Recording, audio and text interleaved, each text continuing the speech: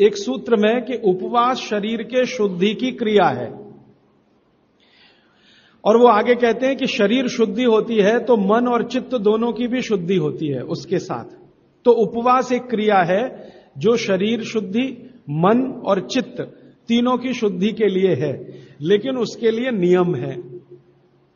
वो ये कहते हैं कि जब आपके शरीर में आपको ऐसा लगने लगे कि अतिरिक्त कुछ हो रहा है, अतिरिक्त से मतलब मैं समझाता हूं, आप खाना खा रहे हैं और आपको ऐसा लग रहा है कि जितनी जरूरत है उतना खा रहे हैं, और कभी ऐसा लगने लगे कि जरूरत से ज्यादा खा लिया है, हमको तुरंत महसूस हो जाएगा, यह शरीर तुरंत बता देगा कि आज तो कुछ ज्यादा ही खा लिया।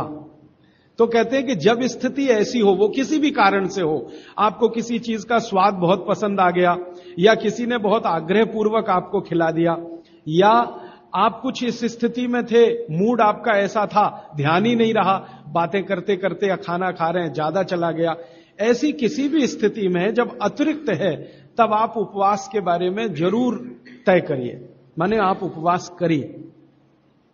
अब उन्होंने उपवास के नियम बताए, बहुत लंबा अध्याय है वो, उसमें से 2-3 महत्व के नियम बता देता हूं। पहला नियम यह है कि कभी भी उपवास अगर करना है तो सप्ताह में माने 7 दिन होते हैं, उसमें एक दिन का तो ठीक है, एक दिन का उपवास बहुत अच्छा है। 7 दिन अगर आपने लगातार सुबह दोपहर शाम 3 बार भोजन किया है तो कहते हैं एक दिन का उपवास बहुत अच्छा है, जरूर कर सकते हैं। लेकिन उस उपवास वाले दिन नियमित रूप से समय समय पर बीच बीच में पानी पीते रहिए। बिना पानी का उपवास अच्छा नहीं है, पानी पीते रहिए बीच बीच में। क्यों पीते रहे? वो कहते हैं कि आप भले उपवास करो, लेकिन शरीर के पेट में जो अम्ल बनने की क्रिया है वो तो रुकने वाली नहीं है, वो तो तभी रुकती है जब आप मर जाते हैं। ये तो सतत अम्ल को रिलीज करता ही रहता है, और पेट में जो अम्ल है वो ना हाइड्रोक्लोरिक एसिड है, खराब अम्लों में उसकी गिनती मानी जाती है, हाइड्रोक्लोरिक एसिड ही पेट में ज्यादा है, तो ये तो रिलीज होता ही रहेगा। अब ये रिलीज होता है खाने को पचाने में मदद करने के लिए, खाना आप खाएंगे नहीं, लेकिन इसका रिलीज होना रुकेगा नहीं, क्योंकि शरीर आपके कंट्रोल में नहीं है, वो प्रकृति और भगवान के कंट्रोल में है। तो वो कहते हैं कि थोड़ा पानी पीते रहें, तो ये जो HCl है ये डाइल्यूट होके पेशाब के रास्ते निकलता रहे तो हानि नहीं पहुंचाएगा। और अगर आपने पानी नहीं पिया उपवास में तो ये हाइड्रोक्लोरिक एसिड आपकी अंतड़ियों को जला डालेगा, आंतों को जला डालेगा, तब आप कोई गंभीर बीमारी के शिकार होंगे, और तब आप शायद परेशान हो जाएं और आपकी बीमारी ठीक भी ना होने पाए। क्योंकि भागवत जी कहते हैं कि शरीर के किसी भी अंग का कोई परमानेंट डैमेज हो गया तो उसका रिपेयरिंग नहीं होता। एक बार डैमेज हुआ परमानेंट तो रिपेयरिंग नहीं होता। तो फिर आपको क्या होगा? अल्सर होगा, पेप्टिक अल्सर होगा, घाव बन जाएगा आंतों में, और फिर वो इतनी खराब स्थिति में लेके जाएगा कि डॉक्टर कहेगा आंतें काट के निकालो। तो ये मत करिए। वो ये कहते हैं उपवास करना हो तो 7 दिन 3 समय का भोजन किया है, 7 दिन माने 6 दिन, तो 7वें दिन आप एक दिन उपवास करिए, लेकिन थोड़ा थोड़ा पानी पी पी के उपवास करिए। मतलब ये है, दूसरे शब्दों में मैं कहूं, निर्जला उपवास मत करिए। अब हमारे यहां कई जगह मैंने देखा, दुर्गा माता का समय आएगा तो हम सब बहुत बार 7 दिन निर्जला उपवास करते हैं, 7 दिन लगातार। वो तकलीफ देगा आपको। आप करते हैं भक्ति भाव से, बहुत अच्छा है, लेकिन वो तकलीफ दे दे आपको शारीरिक रूप से, वो ठीक नहीं है। भागवत जी ने एक बहुत सुंदर सूत्र लिखा है। उन्होंने ये लिखा है कि जो शाकाहारी खाना खाने वाले लोग हैं, शाकाहारी, आप सब ज्यादातर उसी श्रेणी के हैं, इनके लिए उपवास अच्छा नहीं है ज्यादा लंबा। लेकिन जो मांसाहारी खाना खाते हैं उनको लंबे उपवास करने ही चाहिए। मांसाहारी खाना खाते हैं उनको लंबे उपवास करने ही चाहिए। जो शाकाहारी खाना खाते हैं उनको ज्यादा लंबे उपवास अच्छे नहीं है। अब ये उन्होंने लिख दिया, मैंने इसको फिर ऑब्जर्व करना शुरू किया। प्रकृति में 2 तरह के जानवर हैं, आप जानते हैं। कुछ हैं जो मांस ही खाएंगे, हिंसा करके ही अपना पेट भरेंगे। और कुछ हैं जो शाकाहारी हैं, गाय जैसे है, बकरी जैसे है, भैंस है, बैल है, चिड़िया है, ये सब शाकाहारी जीवों में गिनती होती है। लेकिन शेर है, चीता है, लगड़भग्गा है, लोमड़ी है, कुत्ता है, ये ऐसे जीव हैं जो मांस भी खाते हैं, और कुछ तो मांस ही खाते हैं। जैसे सांप है, बड़े से बड़ा सांप अजगर ले लो और छोटे से छोटा रसल्स, वाइपर या करेत ले लो, ये मांस ही खाते हैं। मेढक को खाएंगे, छिपकली को खाएंगे, केंचुओं को खाएंगे, कुछ ना कुछ ऐसे जीवों को खाएंगे। लेकिन ये बड़े पक्के हैं नियम के। बाघ भट्ट का सारा कुछ इन्होंने ही सीखा है।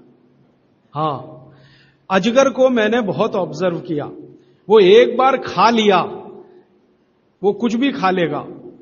एक बड़ी से बड़ी बकरी को खा जाता है, हां, इतना खा लेता अजगर, बकरे को खा लेगा। लेकिन खा लिया तो 15 दिन उपवास ही करेगा, 15 दिन उपवास करेगा, 16वें दिन ही दोबारा खाएगा फिर।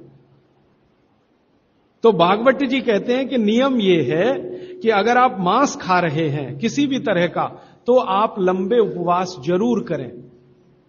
अब फिर कारण वही है, वो ये कहते हैं कि ये जो मांसाहारी लोग हैं, इनका भोजन जो है ये शरीर के अंदर के जो हाइड्रोक्लोरिक एसिड को रिलीज करने वाली ग्रंथियां हैं, इनको मंद करता है।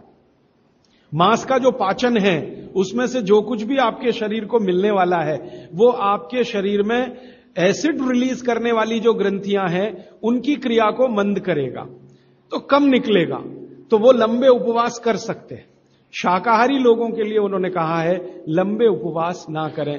और कोई कारण से आप कर रहे हैं तो ये उनकी बात ध्यान में रखें, बीच बीच में पानी पीते रहें। अब आप बोले जी पानी कैसा पिएं, तो उस पानी के लिए 20-25 सूत्र लिखे। जैसे लौंग का पानी पिएं, लंबे उपवास अगर आप कर रहे हैं तो लौंग का पानी पिएं, मूंग का पानी पिएं। मूंग की दाल आप समझते हैं, उसका पानी बनाना आप सब जानते हैं। मूंग की दाल का पानी पिएं, पानी में घी डाल के पिएं। ये भागवत जी ने ही लिखा और किसी ने नहीं लिखा।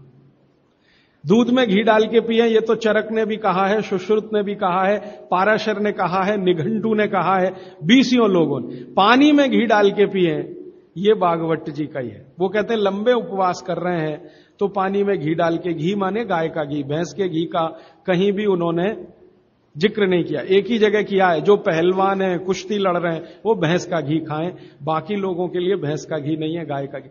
तो पानी में घी डाल के पिए, पक्का पानी पिए। पक्का पानी आप सब समझते हैं, उबाल के पानी बनाया हुआ। पक्का पानी बनाते समय आप जानते हो थोड़ा चूना भी डाला जाता है, तो चूने का पानी पिए। ऐसे कर करके 23-24 सूत्र उन्होंने लिखे हैं। वो लंबे उपवास करने वालों के लिए हैं। माने आप में से जैन धर्म का पालन करने वाले लोग लंबे लंबे उपवास करते हैं तो उनके लिए है। लेकिन एक जगह भागवत जी कह रहे हैं कि उपवास करने का सबसे अच्छा तरीका एक है, अगर करना ही है तो आप लोग करते हैं, बियासना करते हैं, एक दिन खाना एक दिन उपवास। वो इसको क्या कहते हैं, एक दिन खाना एक दिन उपवास? वर्षितम। यस, माफ करिएगा, गलत शब्द बोल दिया। एक दिन खाना एक दिन उपवास, एक दिन खाना एक दिन उपवास, एक दिन खाना एक दिन उपवास, इसको भागवत जी सबसे अच्छा मानते हैं। लगातार 6 दिन खाना और एक दिन उपवास, वो कहते हैं ठीक है, मजबूरी का काम है, आप कर लीजिए। लेकिन अगर आपको दिल से उपवास में उतरना ही है तो ये बेहतर है, एक दिन खाना एक दिन तो वो कहते हैं कि थोड़े दिन में शरीर इसका आदी हो जाता है और फिर आपके शरीर में एसिड निकलने की क्रिया उसी के हिसाब से होती है। थोड़े दिन में, पहले कुछ दिन तकलीफ आएगी, लेकिन थोड़े दिन में आदी हो जाएगा। और शायद इसलिए जैन दर्शन में या जैन समाज में वर्षी तप करने वालों का बहुत महत्व है, बड़ा सम्मान किया जाता है। बहुत गाजे बाजे के साथ उनको मंच पर बिठा के, मालाएं डाल के, वो शायद इसलिए है कि वो बहुत वैज्ञानिक काम कुछ कर रहे हैं। तो वो भूख के बारे में कह रहे हैं कि भूख का वेग ज्यादा रोकना नहीं, अगर आप मेहनत और मजदूरी कर रहे हैं तब तो कभी मत रोकना। भागवत जी कहते हैं कि जो खेत में काम करने वाले मजदूर हैं या किसान हैं, उनके लिए उपवास नहीं है, उनके लिए उपवास नहीं है। जो सड़क पे गाड़ी खींच रहे हैं, ठेला खींच रहे हैं, उनके लिए उपवास नहीं है। उपवास उनके लिए है जिनको शरीर श्रम ज्यादा नहीं करना, उनके लिए, माने आपके लिए, मेरे लिए ज्यादा उपवास बात है, मेहनत करने वालों को ज्यादा उपवास नहीं। उनको तो जब भूख लगे तभी खाना खाने के लिए बोला है, लेकिन वो कहते हैं कि खाने का समय तय कर लें तो भूख भी उसी के हिसाब से लगती है। सुबह का समय वो बोलते हैं सबसे अच्छा, दोपहर का उससे थोड़ा कम अच्छा, और शाम का सबसे कम अच्छा। माने सुबह का नाश्ता या भोजन जैसा हो, दोपहर का लंच जो है नाश्ते जैसा हो, और रात का खाना तो बिल्कुल या कम से कम, शाम का खाना कम से कम हो। वो मैं पहले दिन आपको दूसरे दिन बता चुका।